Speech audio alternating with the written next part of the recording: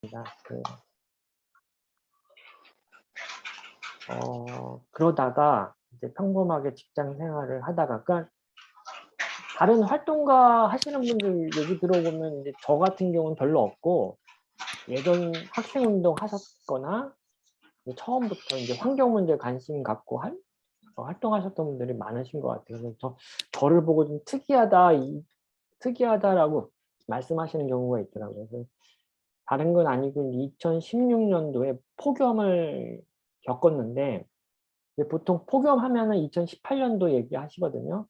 근데 2016년도는 이제 세계적으로, 이제 우리나라도 있긴 했지만 유럽이라든지 다른 나라의 그 사상 최악의 그런 이제 폭염이 있었습니다. 그래서 2016년도가 가장 더웠다 이렇게 얘기하는데, 매달 1월 달부터 12월 달까지 전 세계 평균 기온이 관측 이래 사상 최고였다, 이런 발표가 있었습니다. 그래서 그때 이게 뭐지? 한 거예요. 그 어렸을 때 제가 느꼈던 기온하고 너무 틀린 거예요. 그냥 지금도 30도가 일상이 돼 버렸잖아요, 여름에. 근데 저 어렸을 때는 30도는 진짜 뭐 1년에 한두 번? 뭐 그 정도였죠. 이게 뭐지? 이제 저도 이제 아이들을 키우다 보니까 이때 2016년도는 좀 더 어렸었죠. 밖에 나가서 놀면 애들이 금방 뭐 지치는 거예요. 그래서 이거 안 되겠다 해서 이제 알아봤더니 이제 몇 가지, 뭐 2015년서부터 2020년까지 영국 자료인데요. 가장 뜨거운 6년이다. 최근 6년이.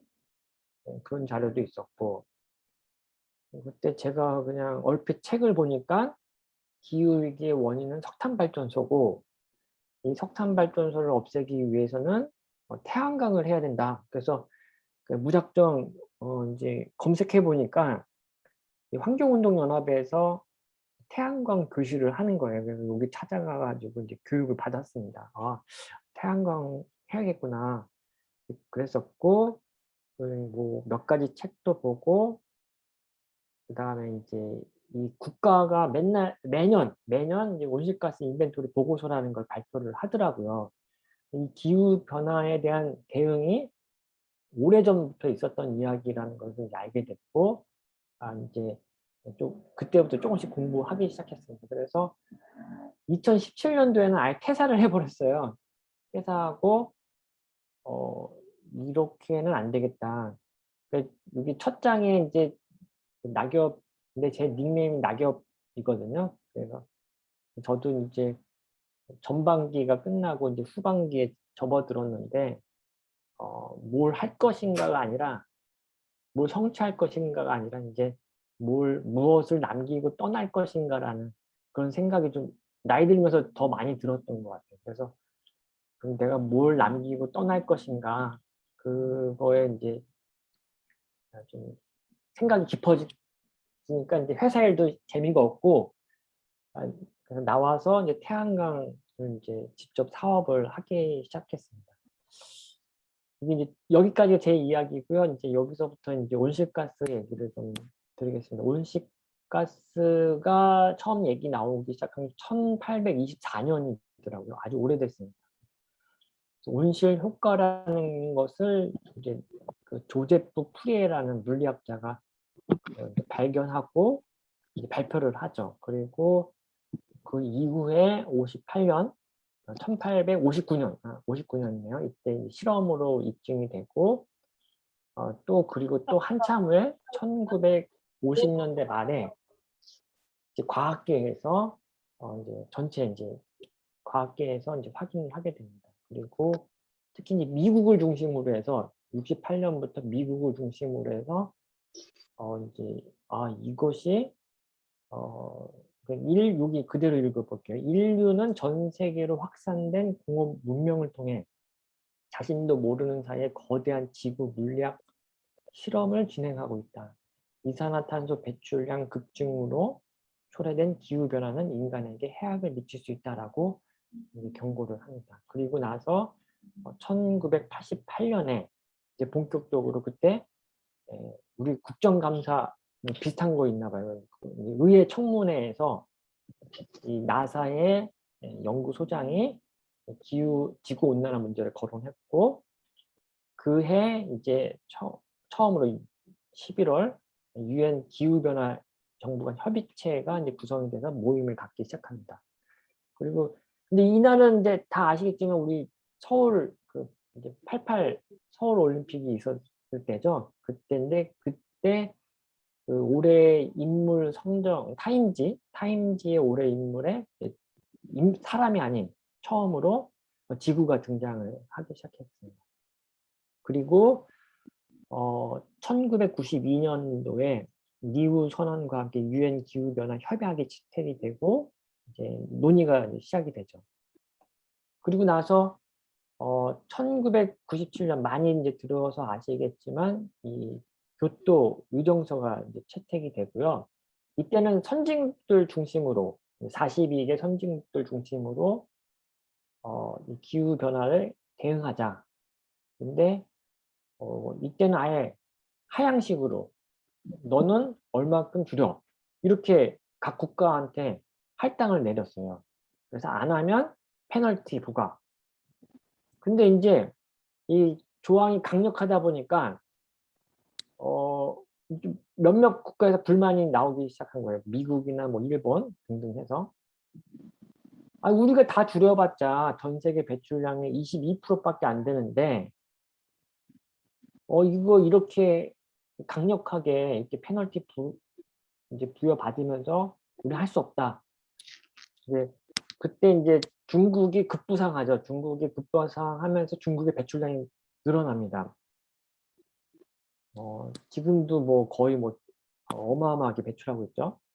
그래서 2015년도에 다 같이 하자. 모든 국가가 다 참여하자. 그래서 197개국이 파리 협정을 맺습니다.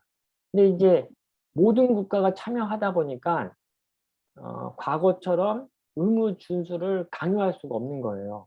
그래서 다만 이제 목표를 우리가 1.2도 이하 최대한 1.5도를 추구하자라는 목표만 설정하고 감축 목표는 자발적으로 이제 부여를 합니다. 대신 이제 조건을 달았죠. 이제 진전의 원칙이라고 해서 이제 5년마다 감축 목표를 다시 갱신해서 내는데 이전의 감축 목표보다 후퇴해서는 안 된다. 더 나아가야 된다라는 이제 그런 의무 조항만 했었죠. 그런데 이게 이제 작년에 우리나라가 걸린 거예요. 작년에 그 NDC, 그러니까 2030년까지 온실가스 감축 목표를 유엔에 제출했는데 이 진전의 원칙에 위배됐다. 그러니까 5년 전, 그러니까 지금 2020년이니까 2015년, 여기죠. 2015년에 제출한 목표보다도 진전하지 못했다. 같은 목표를 낸 거죠. 그래서 퇴짜를 맞은 게 있었습니다. 그래서 이제 온실가스에는 어떤 게 있냐? 총 6가지가 있는데 대표적인 것이 4가지죠. 이산화탄소, 메탄, 아산화질소, 불합가스가 있고 그 중에 가장 많이 차지하는 것은 이산화탄소.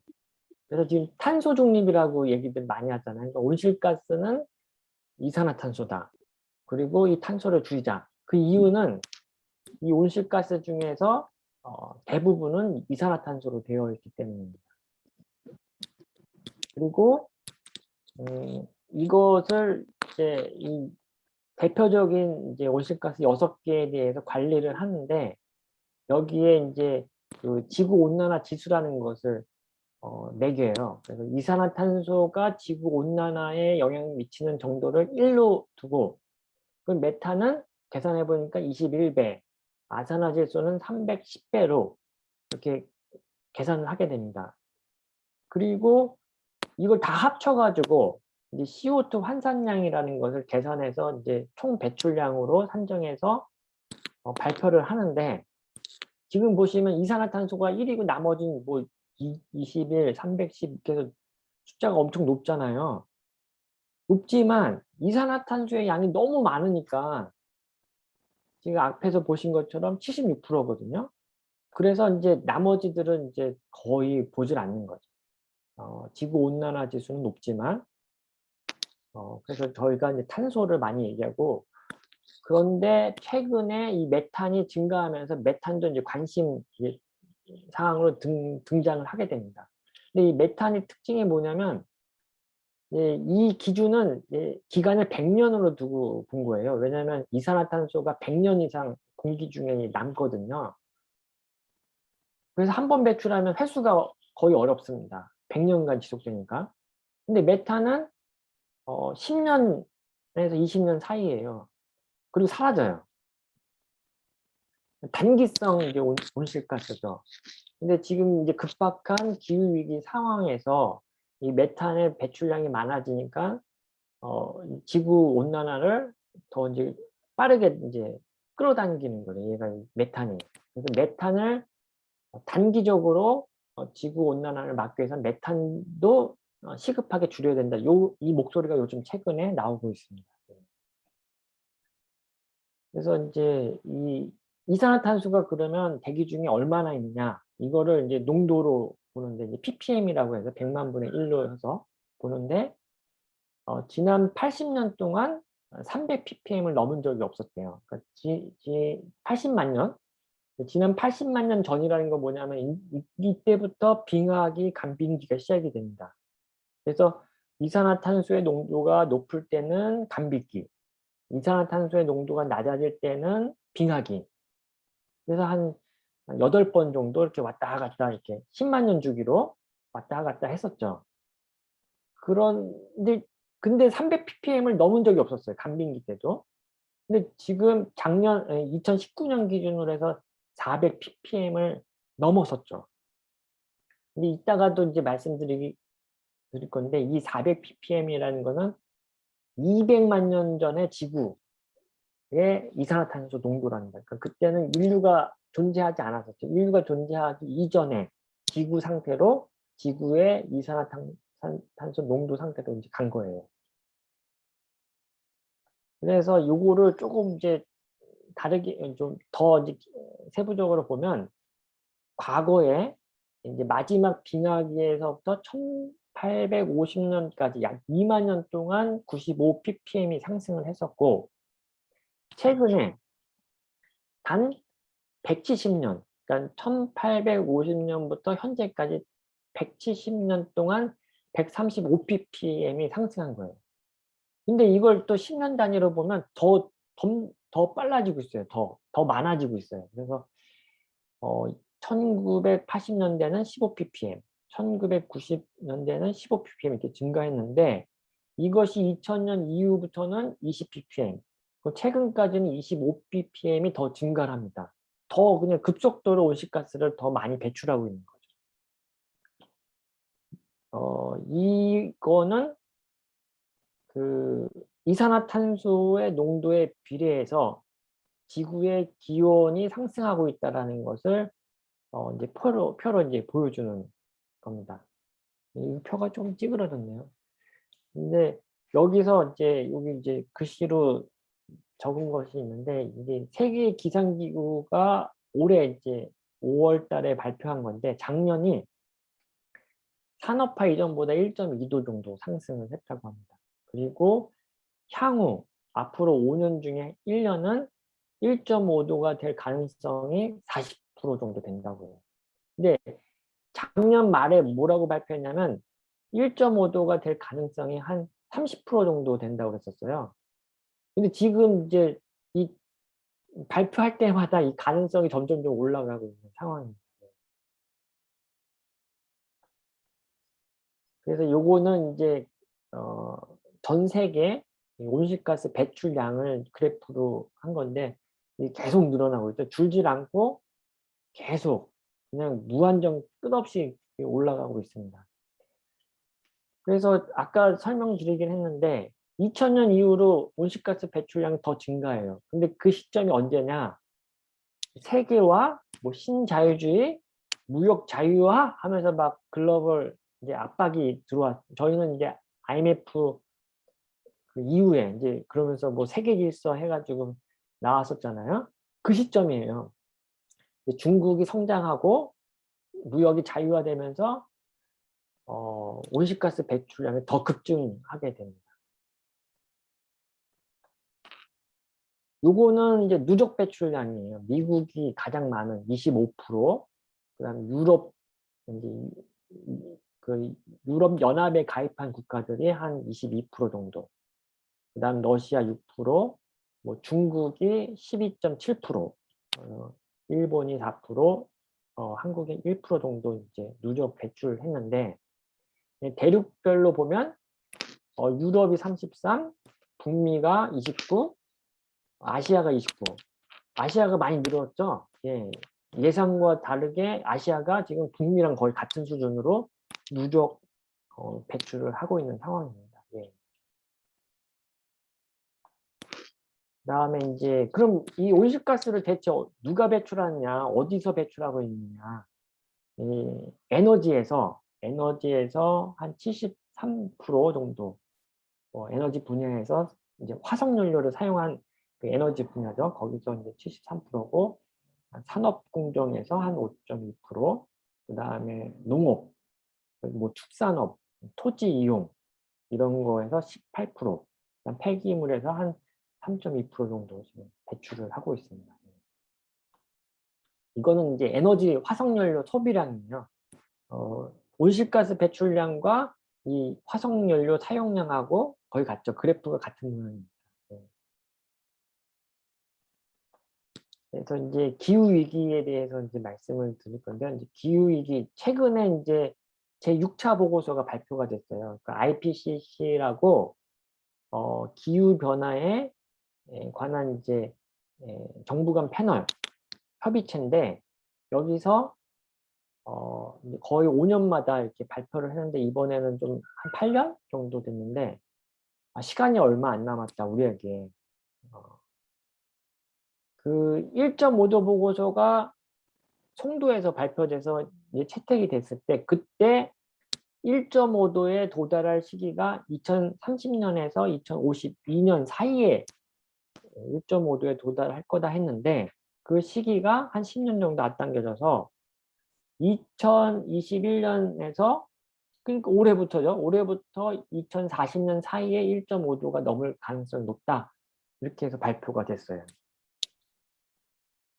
그래서 이걸 보고 이 발표 내용을 보고 기후변화 행동연구소 여기서 자료를 아주 잘 만들어서 이제 배포가 되고 있습니다. 그래서 혹시 관심 있으신 분들은 여기 이 기후변화 행동연구소 자료를 좀 참고하시면 되는데 그 IPCC 제6차 보고서를 보니까 우리 여생에서 가장 추운 해 올해가 올해 엄청 더웠잖아요. 뭐 맨날 30도 넘고 어디는 뭐 37도다 막 그랬잖아요. 그리고 전 세계적으로 뭐 산불 많았죠.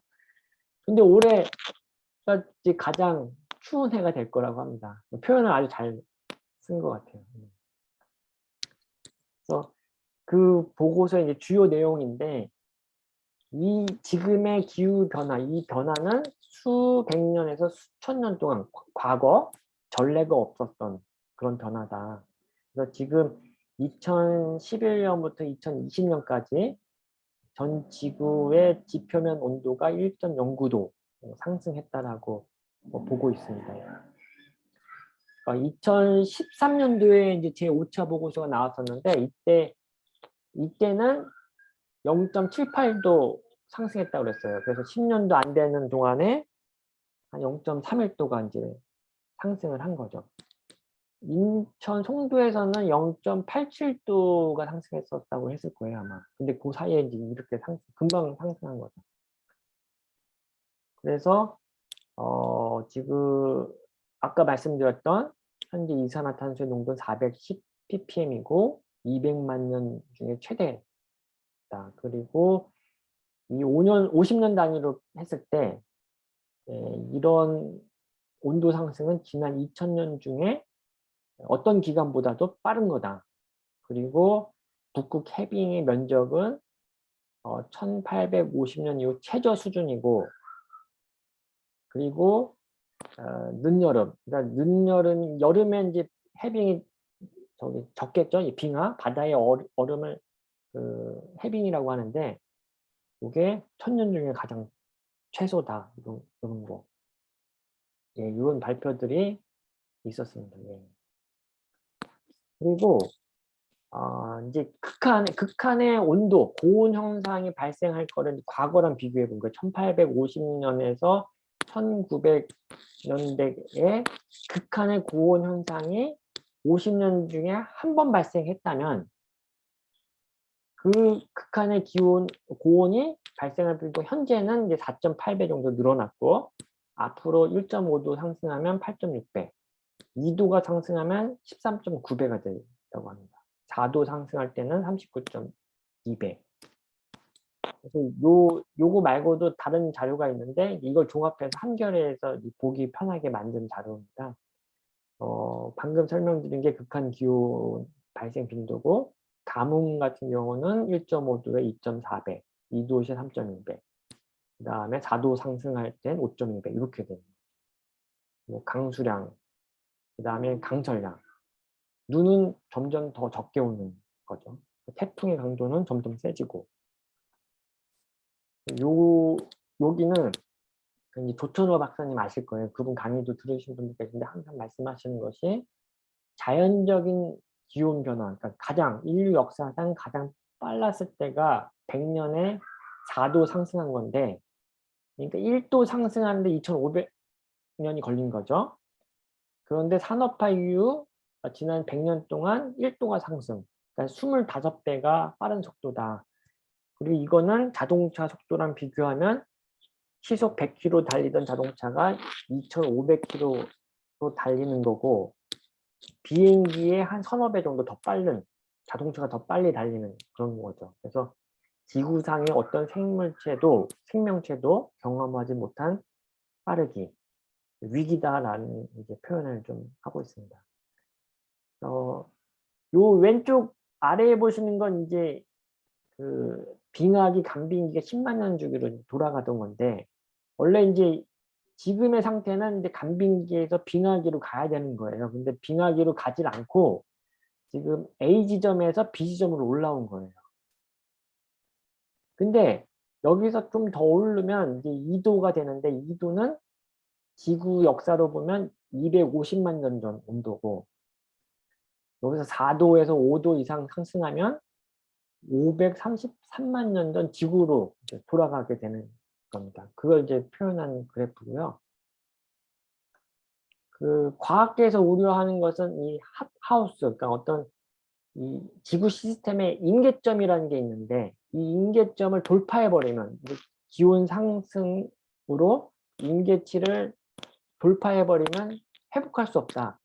인간 스스로는 절대 안 된다. 이유는 지구가 스스로 지구온난화를 가속화시킬 거다. 왜?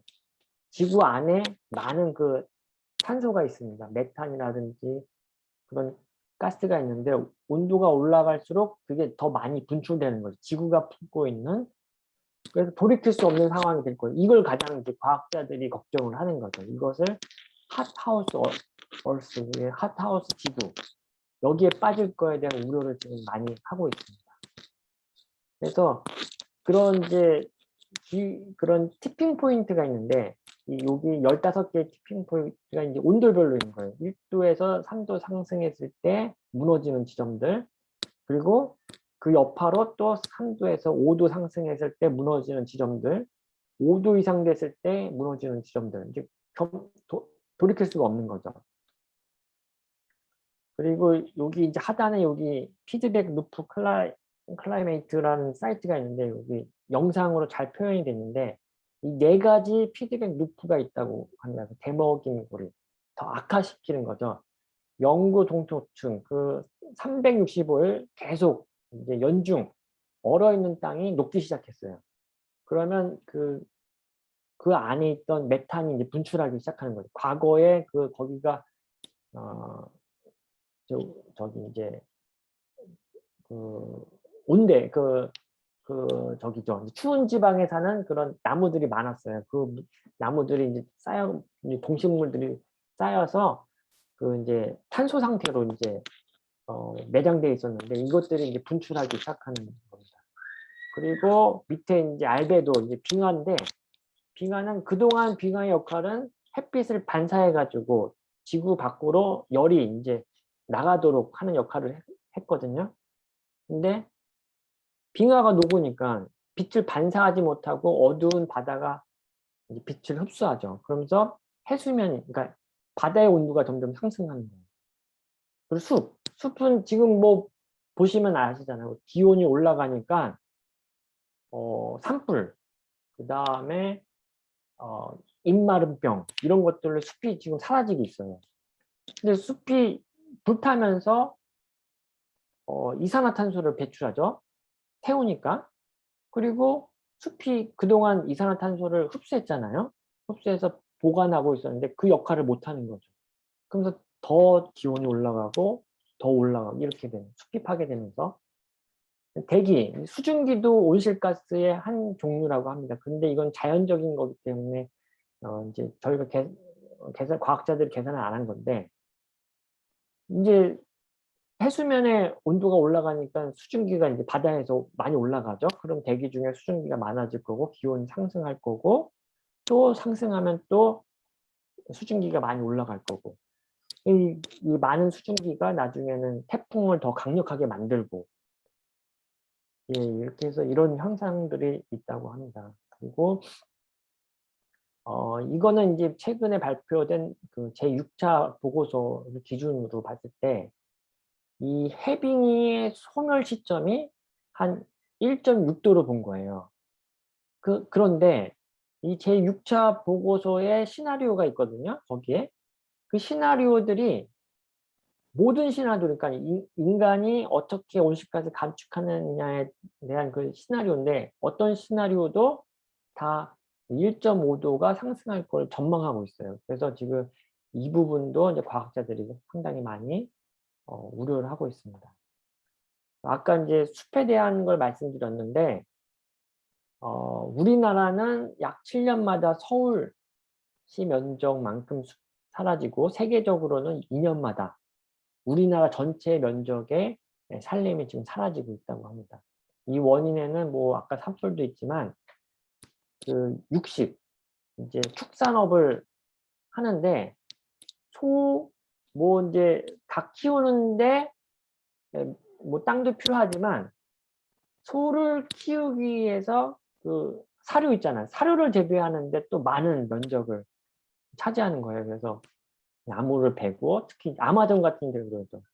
그래서 어, 프랑스에서 그 대통령이 마크롱 대통령이 너네 열대우림 그 아마존 밀림을 파괴하지 말라. 그랬더니 그 브라질 대통령이 그러면 너네 우리나라에서 그 콩을 수입하지 마라. 너네 그 우리나라에서 생산된 콩을 니네들이 사가니까 우리가 계속 이렇게 하는 거 아니냐, 뭐 이런 얘기가 있었다고 합니다. 그리고 요거는 이제 작년에 그린피스에서 2030년도 대홍수 시뮬레이션을 발표했는데 우리나라 인구의 330만 명이 직접적인 침수 피해를 받을 수 있다, 이렇게 발표를 했어요. 인천에 같은 경우는 이제 75만 명이 직접적인 침수, 그리고 한 43%의 면적이 침수될 수 있다. 그러니까 이제 해수면이 상승하고 이제 우리가 만조 때가 있잖아요. 만조 때 만약에 해일이 발생하면 이 침수가 된다는 거예요. 그래서 근데 이 보고서를 제가 좀 더 보니까 지금 우리가 노력해서 감축한다 하더라도 이건 막을 수가 없답니다. 지금 노력해서 막는다는 의미는 한 2070년도나 80년도에 효과가 있고 2030년쯤 되면 진짜 강력한 해일, 만조가 겹칠 때는 지금 실제 침수가 될 수 있다라고 이 보고서는 얘기를 하고 있죠. 그리고 이 보고서에서 태풍의 강도를 좀 계산해 봤더니 가장 강력한 태풍 10개 중에 7개가 2000년대 이후에 발생을 했다고 합니다.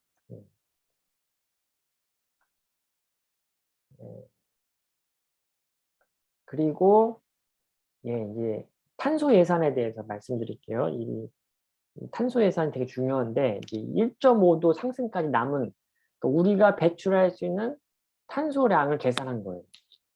이산화탄소를 이제 가지고 계산을 한 겁니다. 그래서 이 탄소 예산이 2018년도 인천 송도에서 이제 발표가 됐어요. 66%의 확률로 1.5도 온난화를 제한하기 위한 잔여 탄소 배출 총량은 420기가톤이다. 그런데 이제 6차 보고서에서 이제 이게 좀 갱신이 됩니다. 작년 기준, 2020년 기준으로 해서 67%의 확률로 한 400기가톤이 남았다고 해요. 1.5도로 제한하기 위해서는. 근데 83%의 확률로는 300기가톤이 남은 거죠. 예. 그리고 이 그림은 이제 기후변화 행동연구소에서 만든 건데 1.5도 이내로 억제하려면 이제 67%의 확률로 억제하려면 우리 탄소 중립 시기를 이제 계산한 거예요. 2040년에 전 세계가 탄소 중립을 해야 67%의 확률로 1.5도를 억제할 수 있다는 거예요. 50%의 확률로 하려면 2045년, 33%의 확률로 하려면 2052년이 되는 거예요. 가능성을 높이려면 빨리 탄소 중립을 해야 되는 상황입니다. 그래서 최근 그러니까 2018년 IPCC 1.5도 기준으로 해서 최근에 나온 그 탄소 예산이 6년치 정도밖에 안 남았다고 됐는데 이번에 IPCC 6차 보고서에서 갱신되면서 아직 한 67%의 확률로는 7년 정도 남았다. 이렇게 지금 계산이 되고 있습니다. 그리고 2도 이제 핫하우스에 진입하냐 마냐 기준이 보통 우리가 2도라고 하는데 2도는 25년 정도 남은 거죠. 현재처럼 배출하게 되면 25년 정도 남았다. 이렇게 계산이 되고 있습니다. 근데 이 IPCC 보고서는 발표 기간이 길어요. 뭐 5년, 뭐 8년. 그래서 갱신이 잘 안 되는데 이제 유엔 환경계획에서 매년 온실가스 격차 보고서라는 것을 발표합니다. 그러니까 주목해야 될 보고서인 거죠. 근데 이 보고서에서 만약에 인류가 이 지구가 지금 전 세계가 10년 전부터 온실가스를 매년 3.3%씩 감축했다면 그러면 1.5도로 제한할 수 있었다라고 얘기를 해요. 그러나 지금 아까 보셨던 것처럼 온실가스 계속 늘어나잖아요. 그럼 지금부터 1.5도로 제한하려면 10.6%씩 감축해야 된다. 근데 다행히 코로나 때문에 작년에는 7% 정도 감축을 했어요. 근데 올해도 7.6% 감축해야 되는 내년도 감축해야 되는 거죠. 근데 만약에 이걸 못한다 그러면 못하고 또 미룬다 그러면 2025년부터는 매년 15.4%씩 감축해야 되는 이 15% 감축한 게 우리나라에서는 IMF 때 그때 1997년도에 15%를 감축을 했다고 합니다. 그런 이제 그런 거죠. 이제. 그런데 이제 지금 이제 대한민국 정부에서 탄소 중립을 선언했고 2050년에 하겠다 했는데 사실 탄소 중립 선언은 의미가 없어요. 이 그래프가 이제 설명을 하는 건데 맨 위에 있는 거 선, 이 감축 경로예요. 이렇게 감축하거나 가운데 있는 선 이렇게 하면 1.5도 의미 달성을 못합니다.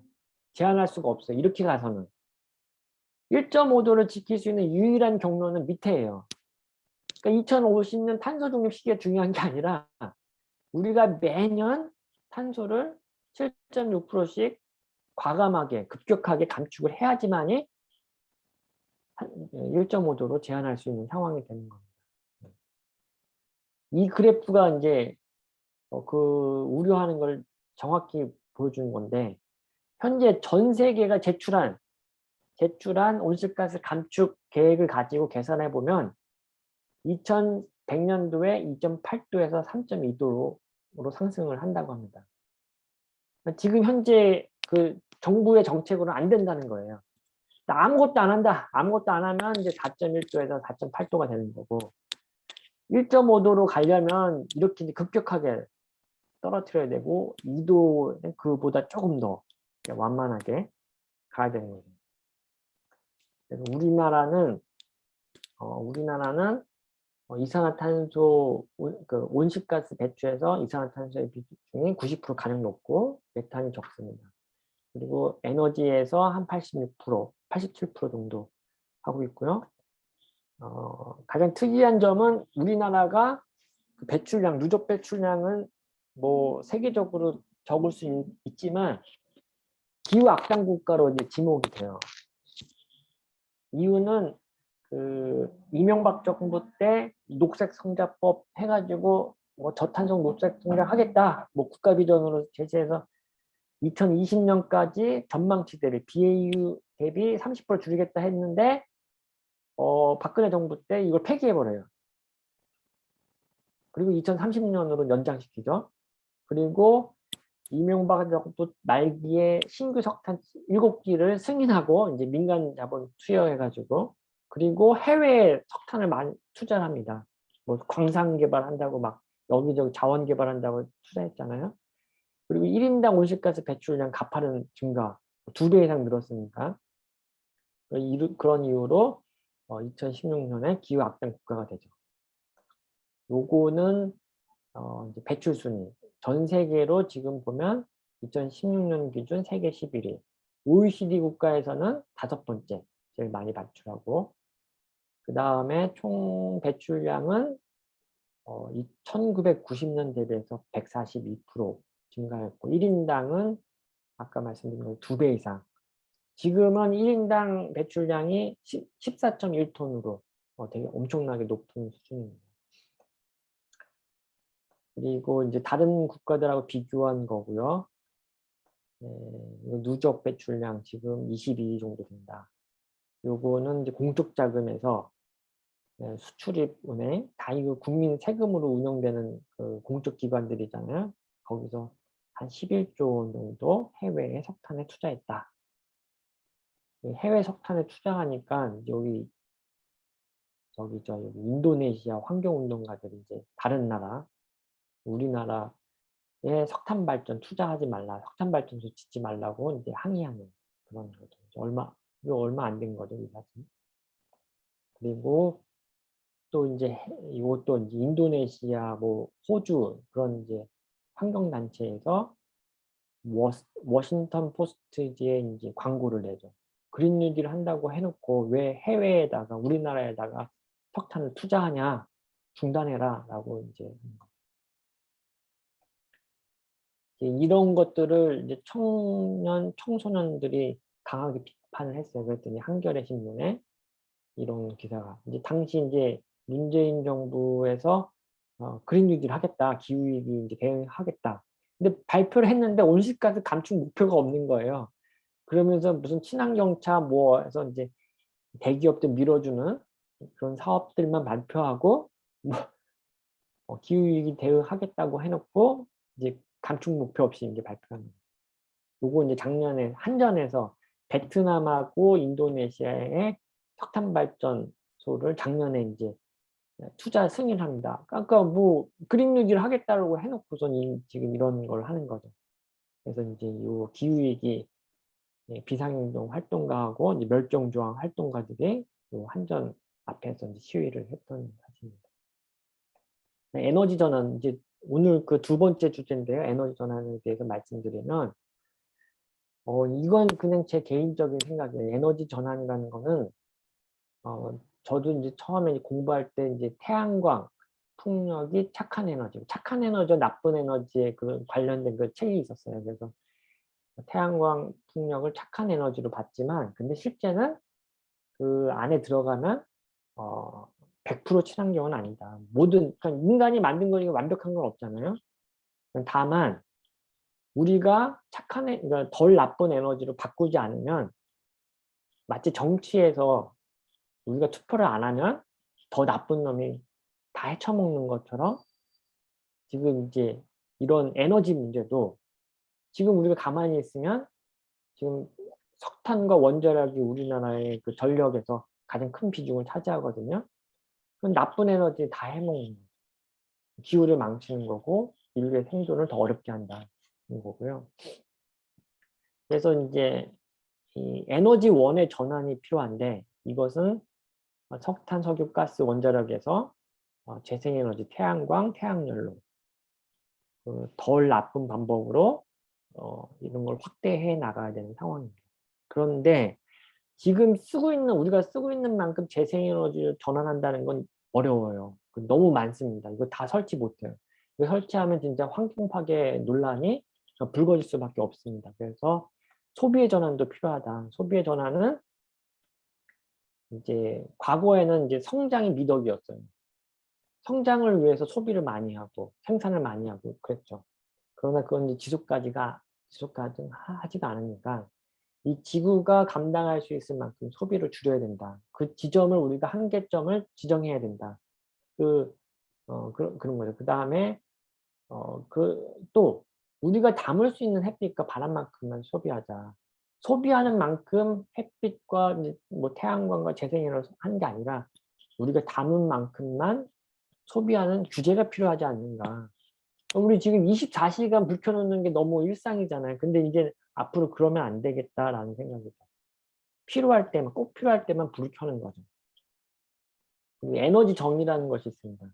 이 에너지 정의에 입각해서 에너지 전환이 필요하다.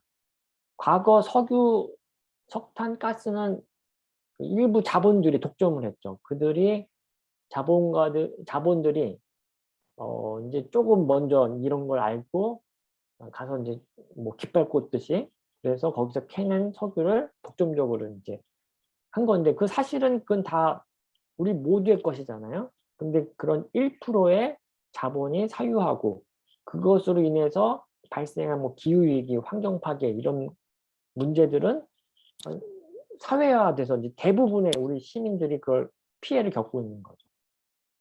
그래서 이제 예를 들면 이 석탄 발전이 내뿜는 대기 오염물질로 2030년까지 24,000명이 조기 사망할 수 있다라는 보고서도 있고 인천에 여운 석탄 발전소가 있는데 최대 3,800여 명이 조기 사망할 수 있다 이런 보고서도 있었고요. 그 다음에 영흥 석탄 발전소 주변에 석탄재가 날려가지고 주민들한테 피해가 간 것도 있고 이제 지금 보시는 고압 송전선로가 있죠. 그거 문제가 되고 그다음에 석탄 발전소에서 온배수 나오고 온배수 바닷물을 끌어당길 때 또 약품 처리하니까 그 지역의 주변에 이제 생태계가 파괴되는 거죠. 그래서 그 주변에 이제 예전에는 그렇게 뭐 조개라든지 그런 게 많았는데 지금 거의 없다고 합니다. 그래서 이제 생산의 전환이 필요한데 과거에는 정부가 주도해서 중앙 집중식 이제 주민들이 별로 안 사는 곳에 외딴 곳에다가 이제 발전소 거대한 큰 발전소들을 설치했는데 이거는 이제 다수가 편하지만 소수한테 이제 피해가 가는 거죠. 앞으로는 모두가 불편하지만 정의로운 분산화된 전력 생산이 필요하다. 이 말은 뭐냐면 전기를 소비하는 데서 전기를 생산하는 게 좀 필요한 상황입니다. 우리 동네 에너지는 우리 동네에서 만들다. 쓰레기 문제도 마찬가지로 우리 동네에서 버리는 쓰레기는 우리 동네에서 처리해야 된다. 그 배출자 원칙 같은 거죠. 예. 그리고 이제 소유의 전환, 이제 에너지 민주화라고도 하는데요. 이 햇빛이나 바람은 공유제잖아요. 공공의 모두의 것이잖아요. 그러면 이걸 누가 특정 일부의 어떤 자본이 아니라 우리 시민들이 주인이 돼야 된다. 이런 얘기입니다. 그리고 에너지 자립. 2017년 기준으로 해서 120조 원을 에너지 수입하는 데 썼어요. 근데 이제 햇빛과 바람은 원료비가 공짜잖아요. 무료.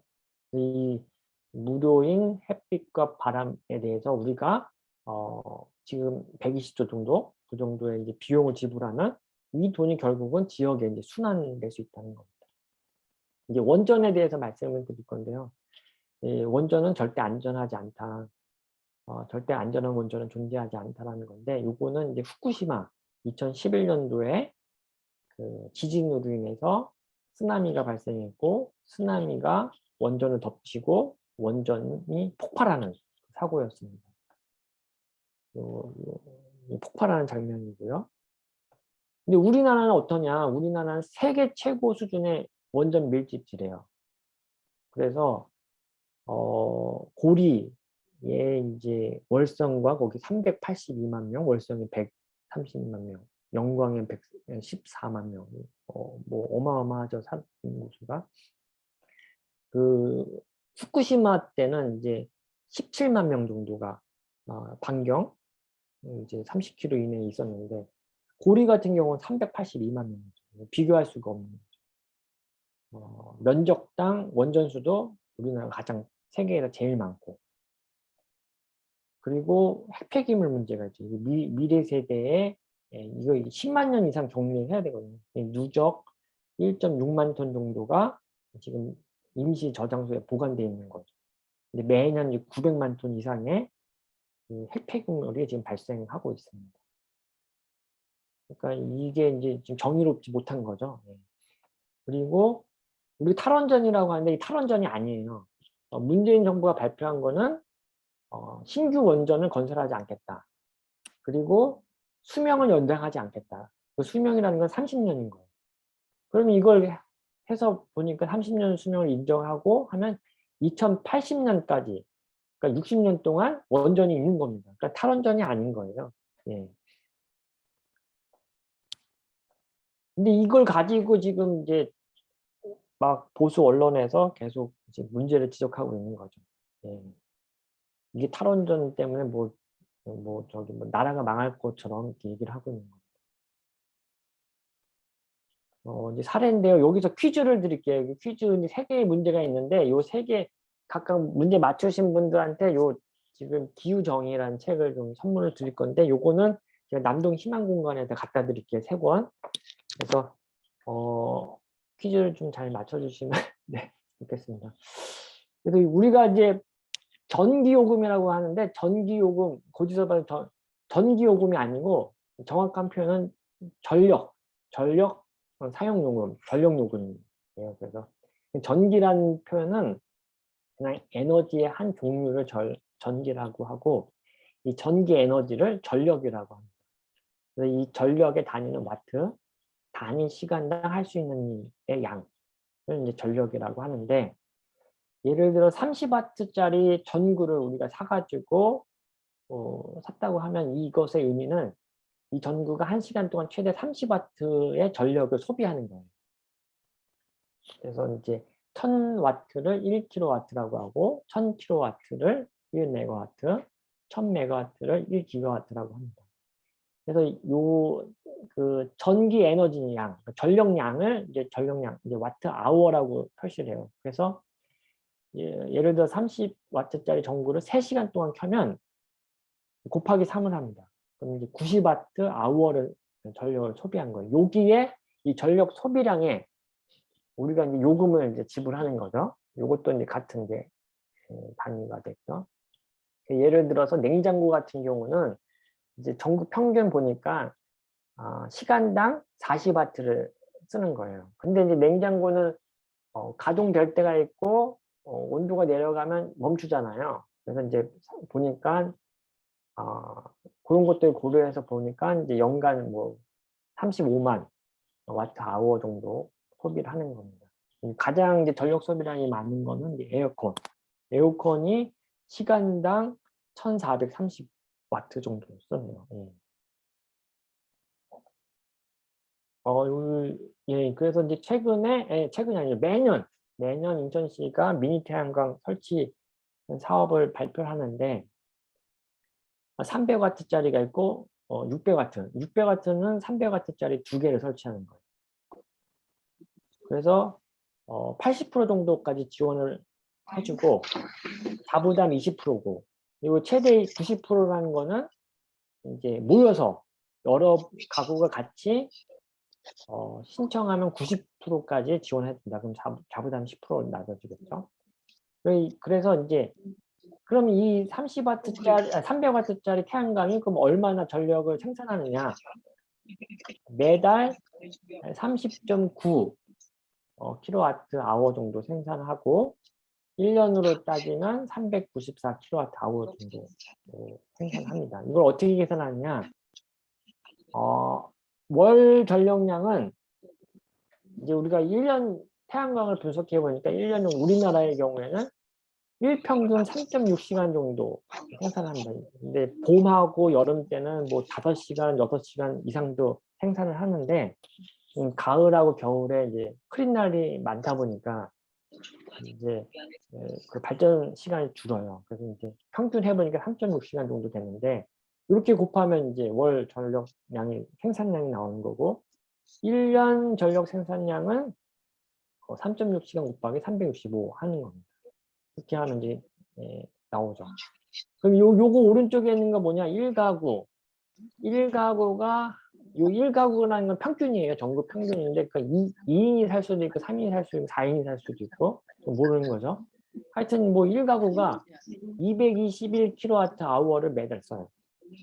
그리고 1년으로 따지면 2654kWh 정도 됩니다. 그래서 우리가 이제 태양광 설비 설치할 때 이제 1kW, 뭐 이제 1000kW 설치한다, 뭐 이런 얘기 하는데 여기 또 P를 적는 경우가 있어요. P는 이제 피크라는 건데 같은 의미입니다. 1시간에 최대 1kW를 생산할 수 있는 발전소다. 이런 의미예요. 자, 그럼 퀴즈 첫 번째입니다. 자, 1kW, 그러니까 1000W죠. 1000W의 태양광 설비를 설치하려면 태양광 패널이 몇 장이 필요할까요? 300W짜리 태양광 패널을 설치할 때 몇 장을 설치하면 설비 용량이 1kW를 넘을까요? 저기 마이크 이제 해제하시고 이제 선착순입니다. 예. 4장이요. 몇 장? 예, 맞습니다. 정답. 예, 임신규 사장님, 예, 이름 적어 놓겠습니다. 임신규 사장님, 예, 맞습니다. 4장 필요합니다. 이제 어떤 분들은 3장이라고 하셨는데, 그럼 3장이면 339, 한 1kg가 안 되죠. 900W니까. 4장이 필요한 거죠. 4장이 있으면 1.2가 되는 거죠. 자, 그러면 이제 두 번째. 근데 이거 1번 푸신 분들이 나머지 문제도 잘 푸시더라고요. 근데 보겠습니다. 2번은 그러면 1kW 태양광 설비가 있다고 하면 1년 동안 요 계산식으로 말씀하시면 돼요. 전력량을 얼마나 생산할까요? 그냥 식을 얘기해 주시면 됩니다. 연에다가 연 300W짜리 연에다가 곱하기 4를 하면 되는 거 아닐까요? 땡인가요? 답이 여기 위에 사실 있어요. 위에 잘 보시면 있습니다. 3.6시간에 네. 곱하기 365일 하면 됩니다. 그리고 뭘 그리고 곱해야 되죠? 301kg. 그렇죠. 맞습니다. 어느 분이시죠? 홍형기님이신가요? 네. 네. 네. 두 번째 퀴즈 맞추셨습니다. 예, 말씀 정확히 맞추셨습니다. 1kg 곱하기, 그러니까 앞에서 여기서 식에서 300W를 요거를 대신 1kg로 하면 되죠. 그러면 이제 1년 전력량이 나오는 겁니다. 자, 이거 퀴즈 세 번째, 이게 가장 어려운 거예요. 요거 맞추실 수 있을지 모르겠네요. 한 가구, 여기 위에 나와 있어요. 한 가구가 소비하는 전력 소비량은 위에 나와 있습니다. 한 가구가 1년 동안 소비하는 전력량을 생산할 수 있는 태양광 패널 수는 몇 장일까요? 300W로 하면은. 몇 장, 태양광 패널 몇 장을 설치하면 한 가구가 1년 동안 소비하는 전력량을 생산할 수 있을까요?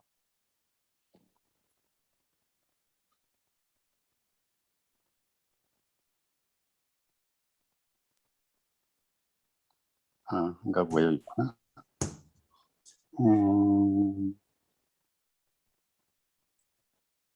업장 한 거예요, 업장? 아닙니다. 880. 10장. 아닙니다.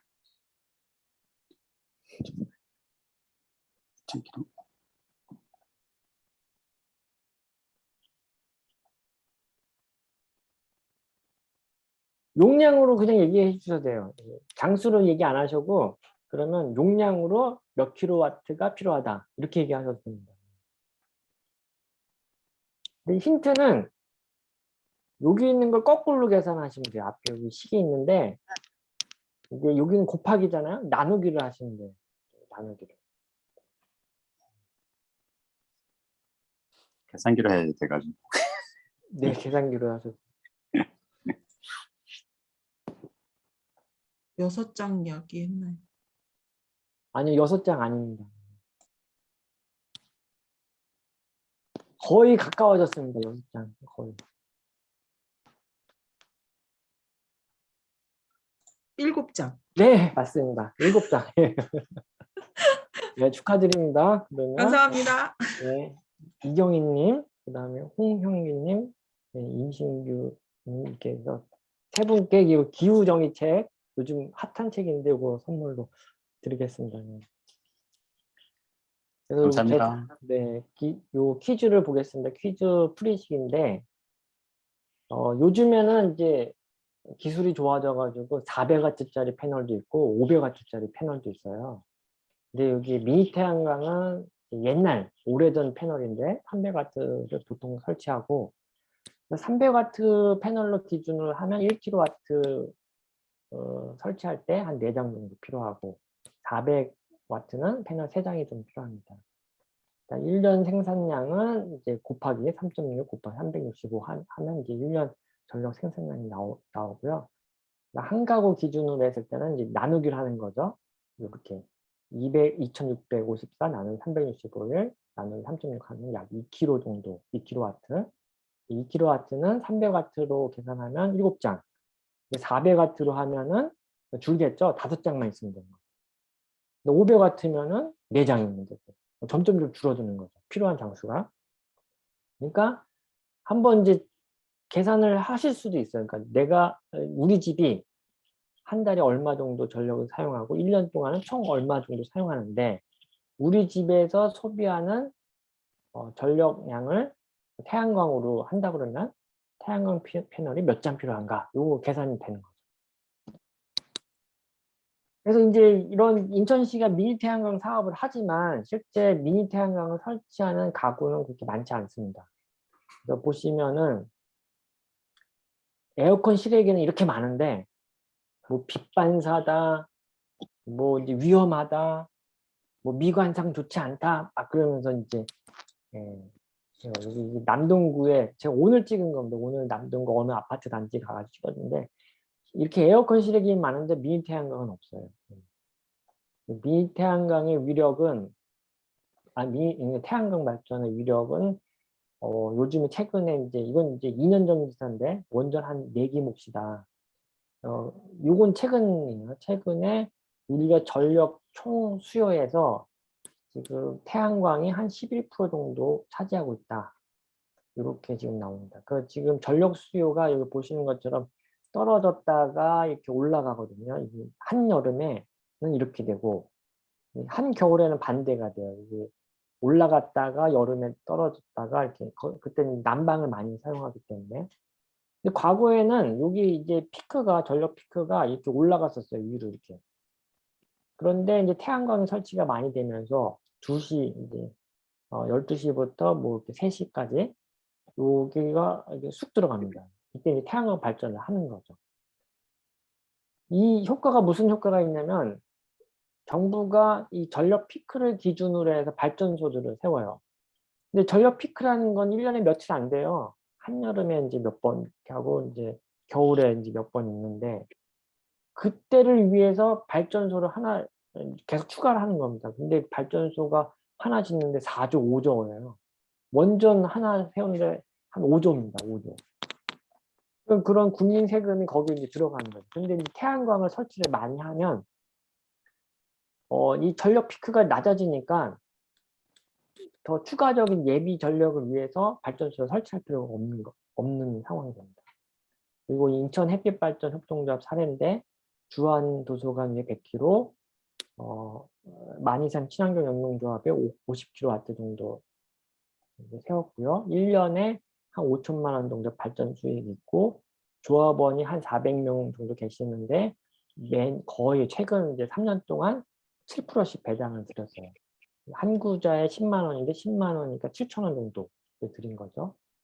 그리고 76가구가 사용하는 전력 사용량을 이제 생산을 했고 온실가스는 89톤 정도 줄였고 이거는 이제 소나무로 따지면 13,000그루 정도 효과가 있다.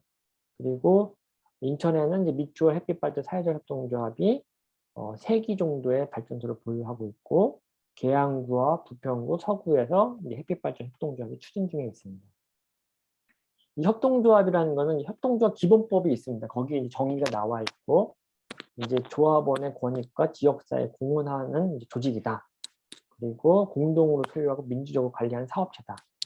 기업은 주식수에 따라 투표권이 있는데 협동조합은 주식수랑 상관없고 무조건 1인 1표거든요. 더 이제 민주적이다라는 거예요.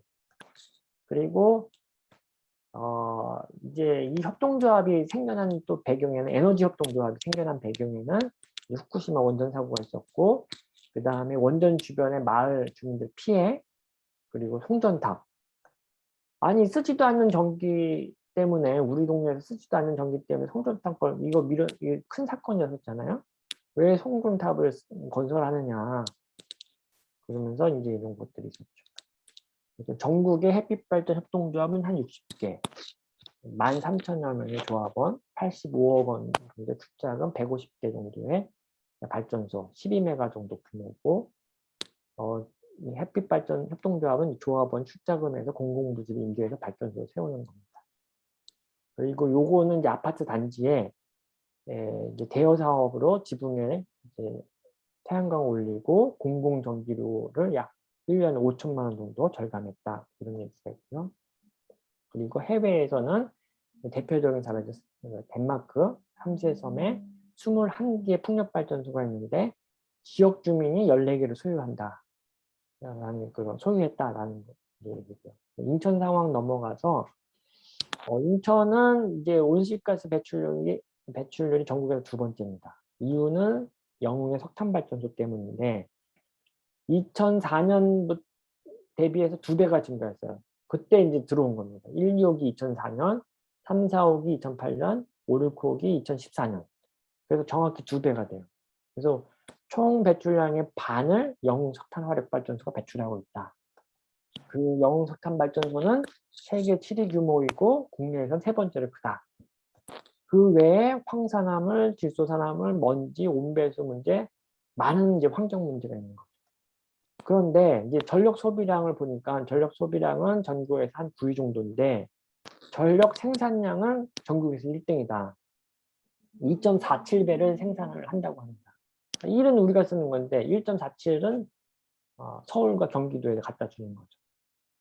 그리고 이제 신규 석탄 발전소가 7기가 건설 이미 1기가 건설돼 가지고 뭐 6기가 건설 중에 있고 지금은 60기가 아니라 지금 56기 정도 있습니다. 온실가스 배출량은 국내에서는 27%, 전 세계에서 30%가 석탄 발전이 차지한다.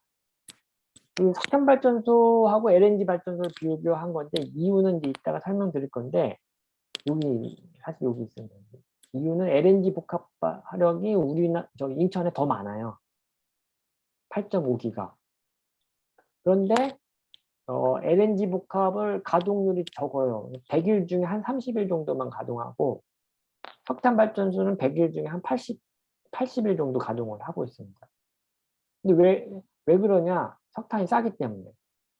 싸다고 지금 보시는 것처럼 대기 오염물질은 3.87배 더 많이 배출하고 미세먼지 10배, 온실가스는 2.2배 더 배출하는데 석탄을 더 떼고 있는 거죠. 지금 반대가 되는 반대 상황이 상식적으로 이해 안 되는 그런 상황이 발생하고 있는 거죠. 누가 또 이제 전력을 많이 쓰느냐? 인천에서 보면은 서비스업 31%, 제조업에서 46% 여기서 많이 쓰고 그리고 이제 탄소 중립 가려면 석유, 가스 다 사용하면 안 됩니다. 이제 못 사용하죠. 근데 최종 에너지로 볼 때 전력은 15%밖에 안 되고 석유와 가스가 이제 많이 사용하죠. 누가 사용하느냐? 산업, 수송, 배, 비행기, 차 이런 데서 많이 사용을 합니다. 그래서 탄소 중립을 가려면 이 산업에서는 아리백을 해야 돼요. 그 글로벌 캠페인 뭐 페이스북, 아마존, 구글, 뭐 마이크로소프트 뭐 이런 다 이제 글로벌 기업들은 아리백을 선언해서 자기가 소비하는 전력의 100%를 재생에너지로 하겠다고 하거든요. 근데 국내 기업은 좀 저조한데 이런 거가 이제 필요하고, 그다음에 내연기관차 이제 못 하는 거죠. 이제 뭐 탄소 중립하려면 내연기관 차량을 종료해야 됩니다. 그래서 자전거 중심도로 대중교통 중심 그런 걸로 이제 개편을 해야 됩니다. 인천의 전력 소비량 추세를 보실 수가 있고 조금씩 줄고 있습니다. 코로나 영향도 있었고, 그다음 신재생에너지 이제 현황인데, 인천에서 신재생에너지인데 신에너지가 더 많아요. 이거 수력, 태양광, 풍력, 바이오는 재생에너지고 기타는 신에너지인데 수소연료전지가 많은 부분 지금 차지하고 있습니다. 근데 이 수소연료전지는 온실가스를 배출하죠.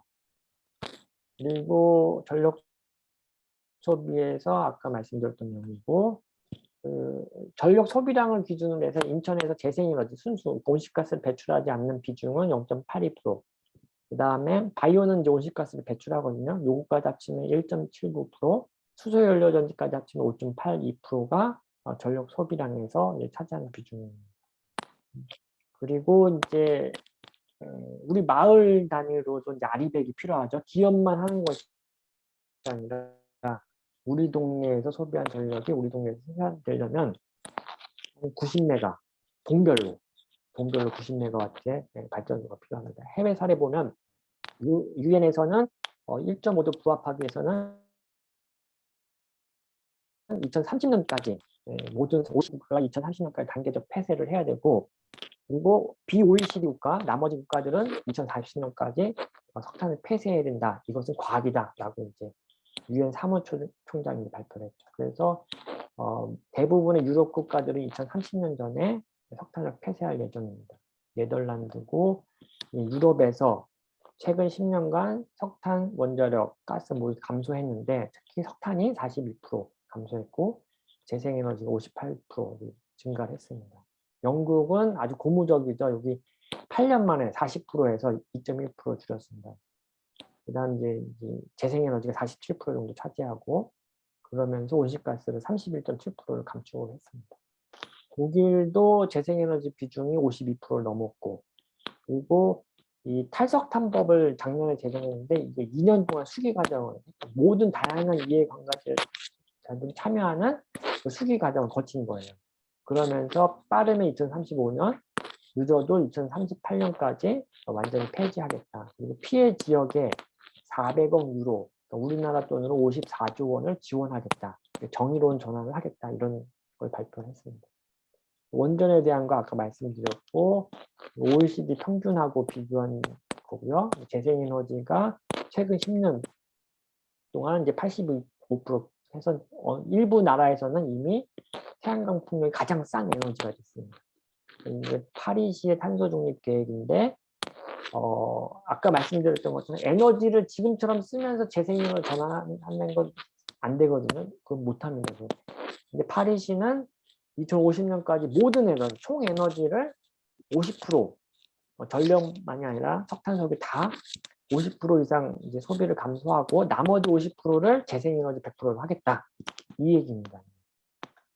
그리고 건물 분야에서 100% 친환경 리모델링을 완료하고 2030년까지 3분의 1로 줄이고 에너지 소비 건물에서 그다음에 이제 2050년까지 2분의 1로 줄이겠다 이런 얘기 있었고, 그다음 디젤, 그다음 가솔린 운행 중단을 2024년, 2030년까지 하겠다.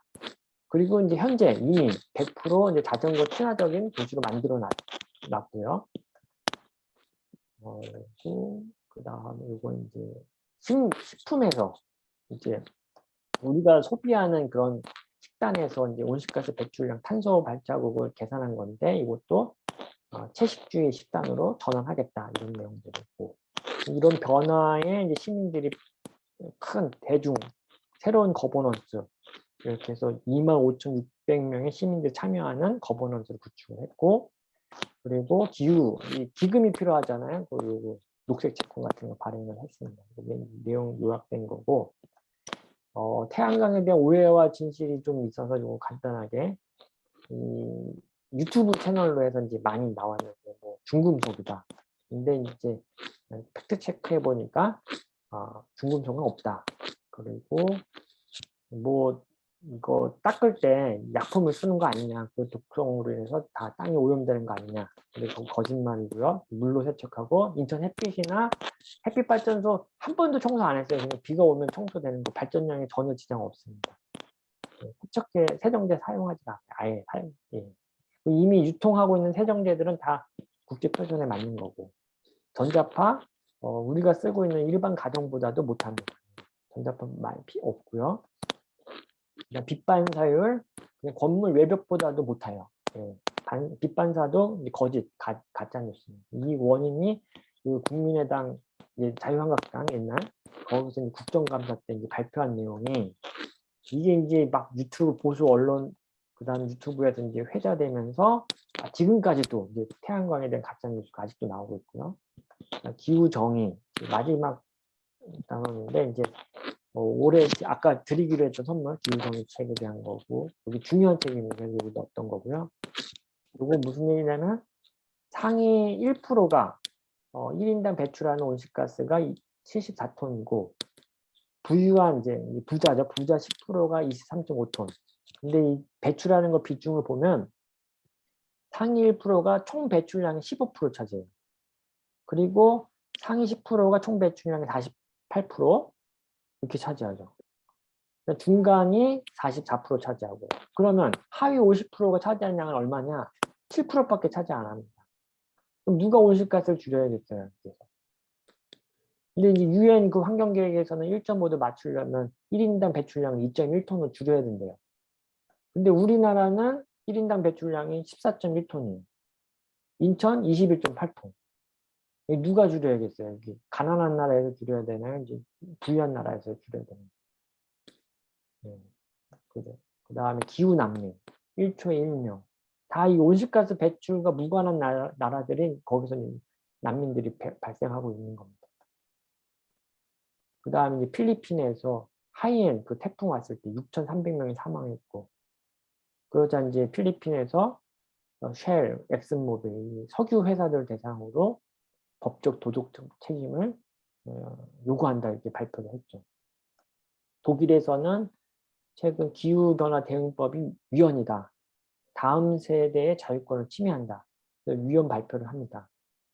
그러자 이제 독일 정부가 당초 55% 줄이겠다는 목표를 65% 상향하고, 탄소 중립 시기도 45년으로 5년 정도 앞당겼죠. 기후 정의. 기후 위기는 모두에게 닥치지만 똑같지 않다. 피해는 불평등하다. 기후 정의라는 거는 이제 기후 위기의 책임과 피해가 지금 불일치하잖아요. 이 기업이 많이 배출, 산업이 배출, 자본이 많이 배출하는데 이 피해는 전혀 무관한 사람들에게 가고 있죠. 권리 주체, 요 책임 주체라는 게 있고, 단순히 우리 탄소 중립 목표가 아니다. 탄소 중립은 수단에 불과한 거고, 이 기후위기의 뿌리, 경제 성장과 이윤을 위해서 가난한 이들과 자연을 함부로 이용하고 착취해온 불평등 사회 경제 시스템에서 발생한 거다. 이렇게 보는 거죠. 이게 이제 기후위기 비상행동에서 이야기하는 겁니다. 일단 저희가 탄소 중립법이 지금 최근에 통과됐는데, 기후위기 비상행동에서 주장하는 것은 기후정의 기본법을 이런 원칙에 의해서 수립해야 된다고 주장을 했었고, 그리고 이제 이제 이 탄소를 줄이려면 이 과정에서 피해받는 사람들이 있습니다. 예를 들어 지금 인천이죠. 인천의 영흥 주민들이 석탄 발전소 들어오지 못하게 막으려고 그렇게 애썼어요. 그 몇 분은 구속됐죠. 그다음에 6개월 뭐 이렇게 해서 살다 나오신 분들 많습니다. 환경운동가들하고 같이. 그래서 이제 정부가 강제적으로 해서 설치해 놨더니 이제 지금은 또 이 탈석탄 이야기 하잖아요. 근데 들어오고 나서 이 석탄 발전소가 지역 경제에 크게 영향이 자리 잡고 있는 겁니다. 근데 우리 이제 주민들을 빼놓고 탈석탄을 얘기해서는 안 된다. 그래서 이제 주민들과 함께 정의로운 전환을 얘기해야 된다는 거고요. 그리고 영흥에 이제 근무하는 노동자들이 1,114명 정도, 47명 정도 있고, 여기는 이때 이제 저희가 최근에 세미나를 했던 건데, 이 자료인데, 여기 사고가 많은 거예요, 발전소에. 안전사고. 특히 비정규직 노동자들 많고, 이분들이 열악한 환경에서 이제 근무를 했던 거죠. 근데 그분들은 나름 자부심이 있었다고 합니다. 그러니까 국가의 안정적인 전력 공급을 위해서 사명감을 갖고 일했던 거죠. 환경은 열악하지만. 근데 지금 무슨 생각이, 이분들이 죄책감 같은 걸 느끼시죠, 요즘은. 기회가 부각되고 많은 논란이 많으니까, 그러면서 이제 발표하신 내용이에요.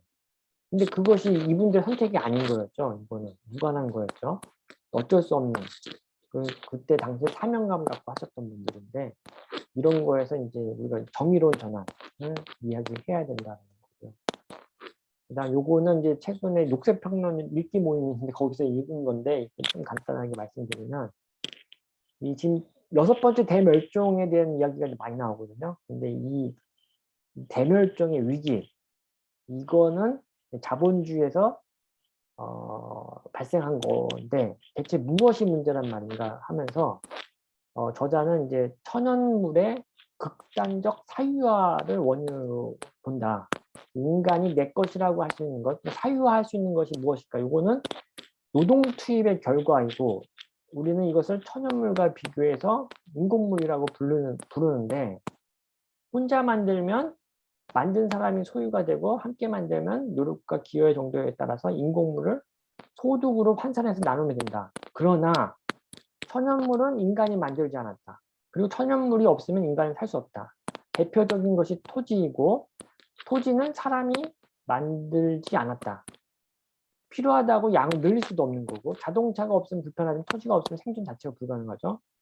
그러므로 이를 통해서 토지를 비롯한 천연물에 대한 권리는 모두가 평등하게 누려야 한다는 결론이 도출되는데, 천연물에 대한 권리에서 누구도 배제되거나 소외돼서는 안 된다. 자본주의는 초기부터 이 천연물을 극단적으로 사유화했다. 그 대표적인 것이 잉크로즈 운동이었던 거다. 그러면서 이 토지 소유로 이제 불평등의 주범이고, 이런 이제 액수 얘기하고요. 이 천연물의 사유화는 정확하게 말하면 천연물에 발생하는 이익의 사유화다. 그 이익의 사유화가 문제의 원인이다. 그래서 기본소득형 토지 보유세를 시작하자, 이렇게 해서 제안을 합니다. 그래서 이제 뭐 조세 저항에도 있고 하니까 뭐 이런 조금 이제 보완하는 건데, 그 외에 기본소득형 탄소세, 기본소득형 환경오염세, 이런 것들을 지금 여기서 이제 제안을 하고 있습니다. 그리고 이제 화폐에 대한 이야기도 하는데요. 화폐는 그러니까 지금 은행이 발행하잖아요. 근데 이자가 붙어요. 근데 국가가 이제 무이자로 배당하면 문제가 안 되는데, 이제 은행이 이자를 해서 GDP의 몇 프로 이상을 이제 국가가 투자를 하고 있습니다. 그러니까 왜? 일자리 때문에. 일자리를 보존하기 위해서는 매년 이제 국가가 GDP 몇 프로씩 투자를 하는데, 근데 여기에 화폐를 은행이 발행하니까 이 이자율만큼 이상으로 성장이 필요한 거예요. 그러니까 이런 금융제도에 의해서 계속 반복되는 거죠. 이 성장, 무한 성장. 근데 이것이 문제다라고 하면서 이제 화폐 개혁도 얘기를 하고 있고, 여기서는 아까 말씀드린 것 같은 맥락인 거예요. 이제 이 모두의 것. 그러니까 이제 그동안은 이제 노동소의 패러다임 위에 이제 성립을 했는데, 근대 사회가 그 이전과 다른 점은, 그리고 자연과 사회적 관계에서 개인의 해방이라는 개인주의를 통해 자리 잡았다. 근데 이런 패러다임에 따르면 오직 노동만 가치를 생산한다. 그리고 노동이란 어떤 개인의 인격의 발현이며 어떤 대상을 가지고 노동을 해서 나오는 생산물이 인격의 연장이기 때문에 그 개인의 소유가 된다. 그렇게 되는 거죠. 그런데 이 노동 대상인 자연은 모두의 것인 커먼지이기 때문에 누구나 자신의 노동을 투여할 수 있다. 그리고 모두의 것인 자연적 기초로부터 흘러나온 수익인 자연적 공동의 부와 누가 얼마만큼 기여했는지 따질 수 없고 어떤 특정인의 성과로 귀속될 수 없는 수익이 인공적 공동의 부가 모두의 것이며, 따라서 무조건적으로 개별적으로 배당해야 된다. 사회 정의의 실현이 기본소득이라는 것이다. 그러면서 이제 이 모두의 것을 각자에게 돌려주자. 그렇지 않으면 지금처럼 이렇게 특권화되어 있으면, 사유화되어 있으면 6번째 대멸망, 인류세가 이제 6번째 대멸망이라는 거죠. 인류의 생존이 어렵다. 이렇게 지금 하고 있습니다. 그래서 마무리하면은 우리 시민들은 이제 정치적 결단이 필요하고 아리백, 재생에너지 100%, 재활용 100%, 재사용 100%, 리듀스, 소비를 줄여야 되죠. 육류 소비도 한 60% 이상 2030까지 줄여야 되고 생태와 연대 중심으로 그런 어떤 철학을 가지고 시민 중심돼서 이런 게 필요합니다.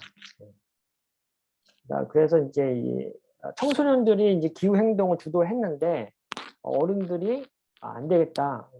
어른들이 나서야 될 기성세대가 책임의 주체가 아니냐. 그래서 재작년에 기후위기 비상행동이 만들어졌고요. 이때 한 5천 명의 시민들이 대학로에서 운동을 했고 인천에도 인천 기후위기 비상행동이 작년에 2월 달에 됐습니다.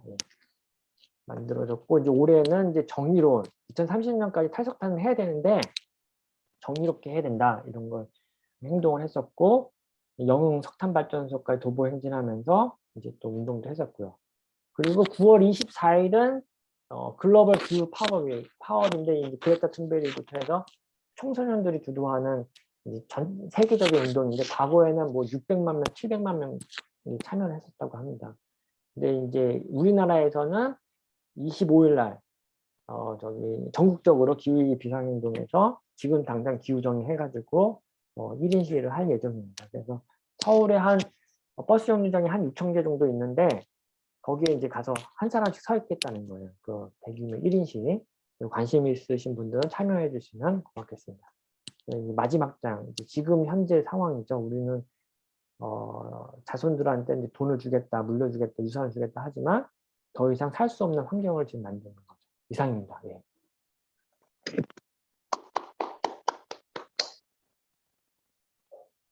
질문 있으신 분 질문 부탁드립니다. 예, 뭐 보통 다른 강사분들은 강의하면서 제가 얼굴을 안 보이니까 내 얘기를 잘 듣고 있는지 궁금하네요 이렇게 얘기하시는데 이한기 그 국장님은 전혀 그런 그 걱정 없이 계속 하시는데 예, 그냥 혼자 떠들었죠. 근데 정말 저 같은 경우는 숫자나 이런 거에 되게 좀 알레르기 반응이 있는데 전혀 그런 걸 못 느꼈어요. 이게 생존하고 직결된 문제라는 거를 너무 조곤조곤하게 잘 설득해 주신 것 같아요. 아무튼 뭐 많은 분들 다 듣고 계신다고 생각을 하고 질문 있으시면 질문이나 의견이나 좀 활발하게 좀 얘기 나눴으면 좋겠습니다. 네.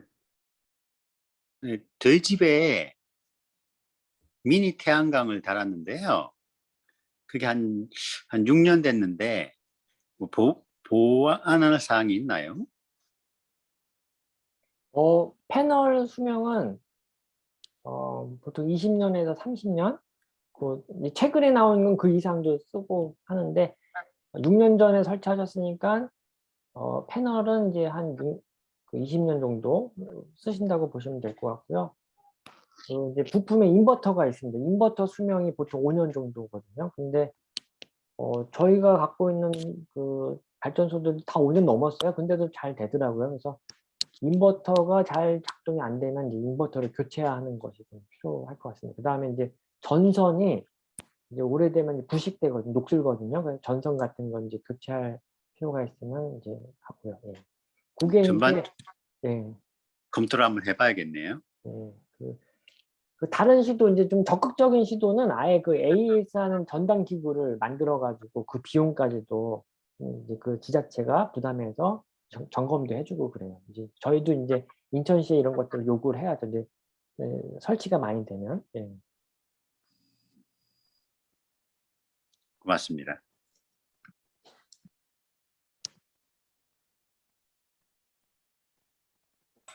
혹시 우리 저기 권현우 경산당협에서 참여 너무 멀리서 참여하셨는지 온라인이라는 게 이렇게 장점이 있는 것 같아요. 혹시 열심히 처음부터 끝까지 잘 들려주셨는데 한 말씀 부탁드려도 될까요?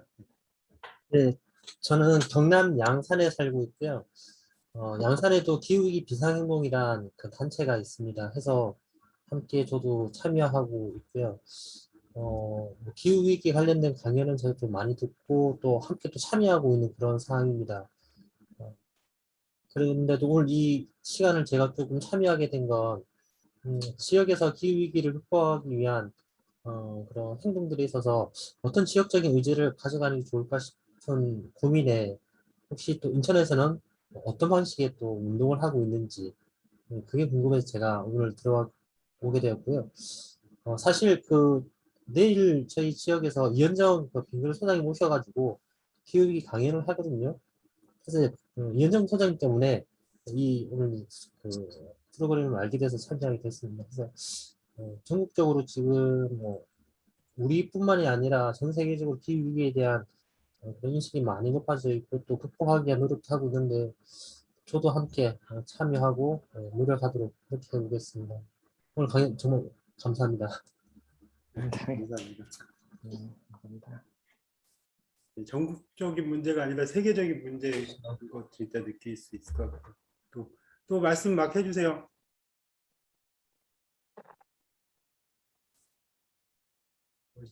안 보이시는 분은 시킬 수가 없어. 예. 그래서 보이시는 분, 우리 이경희 선생님 한 말씀 부탁드립니다. 저 아까 아파트 이미지 보여주시면서 에어컨 실외기는 이렇게 많은데 미니 태양광 설치는 저조하다라고 말씀하셨잖아요. 근데 예, 그게 아파트에서 설치하는 걸 안 좋아하시나요? 그 관리 사무실이나 아니면 그 아파트 단지에 사시는 분들이 미니 태양광 설치하는 걸 별로 안 좋아라 하시는 건가요? 예, 그 대부분의 아파트 단지에서 아까 그 가짜 뉴스들 있잖아요. 빅반사, 그다음 뭐 위험하다 이런 것들을 많이 이제 접하시다 보니까 유튜브 같은 거, 그래서 이웃 다른 분들 꺼려하시죠. 예. 저도 이제 몇 번 이제 관리 사무실에다 이게 이제 관리소장 동의를 받아야 되거든요. 아, 몇 번을 했어요. 했고 이제 관리소장이 바뀌어서 또 했는데 이분이 그러면 이제 그 대표자 회의에 올리겠다 안건으로. 근데 거기서 이제 대표자 회의에서 이제 안전 문제 이런 것들 때문에 이제 못하겠다, 안 된다 해가지고 했죠. 빗반사 뭐 아파트 미관 뭐 이런 것들 뭐 그런 문제로. 예. 공동주택 태양광 패널 건으로 해서 제가 지금 아파트 입주자 대표를 하고 있거든요. 그래서 입주민들이 한 2분 정도가 2세대 정도가 태양광 패널 설치하기 위해서 의견을 주셨는데 저도 이걸 동대표들하고 이야기를 나누면서 대부분 이제 우려스러운 점이 빛반사에 대한 부분보다는 안전상의 문제 때문에 가장 많이 우려를 하고 있고요. 그리고 실질적으로 그분들에게 제가 말씀을 드린 건 입주위에서는 본인들이 그러니까 서명이 필요한 건 시에서 지원을 받기 위해서 그럴 때는 필요하지만 개인 비용으로 다실 때는 그냥 다셔도 아마 이의 제기 안 하실 거라고 제가 말씀드렸거든요. 그래서 그분들은 개인 비용으로 다신 분들은 아직까지 이야기는 없어요. 근데 저희 같은 양산시의 그런 예산으로서 지원 사업으로서 신청할 때는 이제 입주자 대표 사인이 꼭 들어가야 되는 그런 상황이고. 그래서 일단은 저희가 그분들이 그렇게 말씀드리고 그래서 2세대는 설치를 했어요. 자기 비용을 들여가지고.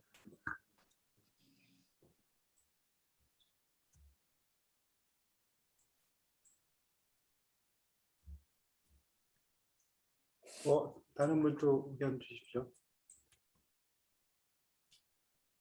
예, 우리 늦게 들어오신 박세준 선생님 인사 한번 하시고 한 말씀 해주시죠. 고양이가 지금 하나를 가리고 있는데.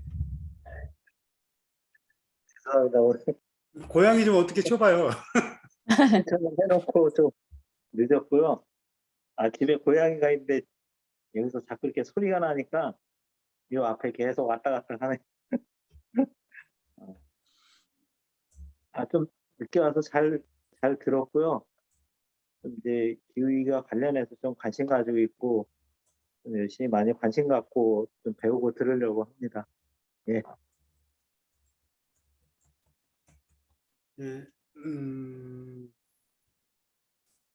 우리 저기 기후위기 비상행동 인천 제가 출범할 때 잠깐 참여하다가 요즘에 좀 뜸하고 있어서 마음이 좀 그렇긴 한데요. 우리 그 임신규 처장님도 열심히 하고 계시고 이한기 국장님도 아주 열심히 하고 계신데 인천 기후위기 비상행동에 대해서 좀 한 말씀 좀 해줄 수 있지 않을까요?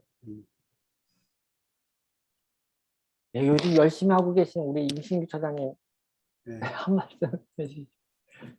저 열심히 안 하고 있어서 오늘 이 기후 강연 들으러 온 거니까요. 제가 딱히 드릴 말씀이 없습니다. 그 이한규 국장님이 뭐 전반에 관해서 다 잘 알고 계시니까 기후위기 인천 비상행동 활동에 대해서 좀 얘기해 주시면 좋을 것 같습니다. 저 임신규 처장님이 지금 열심히 하고 계세요. 그 진짜 많이 행사 같은 거 많이 아, 애들 그래 지금 그게 중요한 게 아니고요. 홍보도 하고 조직 좀 해야지. 네, 그 지금 관건은 이제 아까 이제 강의 때 설명 못 드렸는데 올해 이제 그 퇴짜 맞은 NDC, 그러니까 2030년까지 국가가 얼만큼 온실가스 감축할 거냐 이거를 11월까지 제출하게 되어 있습니다. 11월 초에 영국 그레스코라는 도시에서 이제 기후변화 당사국 총회를 하거든요. 그래서 지금 이제 기후위기 비상행동 전국적으로는 이 NDC를 상향하도록, 그러니까 IPCC나 지금 아까 말씀드린 제6차 보고서 요 기준으로 하면은 이제 2010년 대비해서 50% 이상 감축해야 되는 거, 절반 이상 감축해야 되는 거죠. 그래서 이거를 강하게 지금 밀고 있는 상황이고, 지금 이제 탄소중립법이 이미 통과됐어요.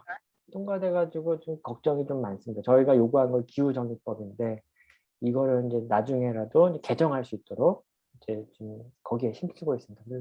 그래서 매주 저희가 이제 동네방네 인천 기후 행동을 하고 있는데 이제 못하는 주도 있긴 하지만 그래도 한 달에 한 번씩은 전체 같이 모여서 하고 기후 연설회도 지금 하려고 합니다. 그래서 관심 있으신 분들은 이제 참여해 주시면 좋을 것 같고 특히 이제 9월 25일 날 1인 시위가 있는데 또 거기도 참여해 주시면 고맙겠습니다. 예. 네. 그러면 우리가 오늘 그 이한기 국장님의 그 강의를 아주 잘 준비된 강의를 아주 다들 진지하게 잘 들었던 것 같고요. 저기 처음에 여쭤봤어요. 이렇게 어디냐고 사무실인 줄 알았는데 보니까 댁에서 하시는데 불을 끄고 계시는군요. 지금 아까 이렇게 말씀하실 때 저도 불을 꺼봤는데 좀 아닌 것 같아서 다시 켰는데 예, 오늘 강의 들으면서 첫 번째 느낀 거는 우리가 숫자에도 강할 필요가 있겠구나. 가짜 뉴스에 우리가 대응하지 않으면 정책이 설득을 해낼 수 없겠다는 생각도 들었고 두 번째는 영응하력이라는 게 우리가 인천에 사는 인천 시민으로서 우리가 좀 우리한테 주어진 과제라는 생각이 무척 드네요. 그런 부분에 대해서 우리가 기후위기 비상행동 인천 행동이 있는데 리만공간도 거기에 이제 일단 참여한다고는 했는데 구체적으로 실천하지 못하고 있는데 이번 좀 계기를 삼아서 우리도 빨리 우리가 좀 그 멸종 위기로부터 벗어나는데 좀 같이 힘을 모아야 되겠다는 생각이 듭니다. 오늘 늦은 시간까지 강의 함께 해주셔서 감사드리고 이한기 국장님께 박수 한번 부탁드리겠습니다. 고맙습니다. 네, 좀 오늘 혹시 강의 자료 우리가 공유할 수 있나요? 그럼요. 예, 지금 예, 오늘 제가 주권 자료 예. 조금 업데이트했는데 업데이트한 걸로 다시 드리겠습니다. 예, 제가 일단 받고 있고 문자 여러분들 전화번호를 문자로 받고 있으니까 필요하신 분들 공유할 수 있도록 그렇게 하겠고요. 우리가 다음 주 수요일 날 이제 또 좀 다른 차원에서 좀 아마 더 세밀한 얘기들이 나올 수도 있을 것 같은데 그때도 함께 잘 같이 참여해서 좋은 시간 가졌으면 좋겠습니다. 이후에 또 많이 활동을 할 수 있었으면 하는 바람이고요. 고생하셨습니다. 제가 사진 한 번만 찍고요. 이게 다들 얼굴이 안 보여서 이게 뭐 제출해야 되는 뭐가 있을 것 같아서. 네. 네. 예, 이제 얼굴 보여주시는 이양 선배님, 예, 알겠습니다. 감사합니다. 아, 예나님, 예, 오늘만 비전. 가지겠습니다. 그럼 늦었으니까 여기서 마치고 다음 주에 또 뵐게요. 감사합니다. 수고하셨습니다. 감사합니다. 감사합니다.